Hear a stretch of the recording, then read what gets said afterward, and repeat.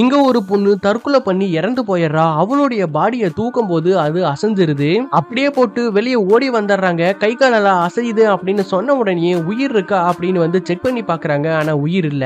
நீங்க தூக்கும் போது ஆட்டி தூக்கி இருப்பீங்க, ஒழுக்கமா போய் தூக்குங்கடா அப்படின்னு சொன்ன உடனே இப்ப திரும்ப தூக்குறதுக்காக உள்ள வரும்போது அந்த பாடி அப்படியே எந்திரிச்சு உட்காருது. இத பார்த்து அங்கிருந்து அத்தனை கூட்டமே அங்கிருந்து ஓடி போயிருது. இதுக்கு தீர்வா சாமியார கூட்டிட்டு வராங்க. ஆனா அவரே பயந்தடிச்சு ஓடி போயிடுறாரு. இந்த பொண்ணு தற்கொலை பண்ணி தான் இறந்து போயிட்டா அப்படிங்கறதுனால விசாரணைக்காக போலீஸ் வராங்க.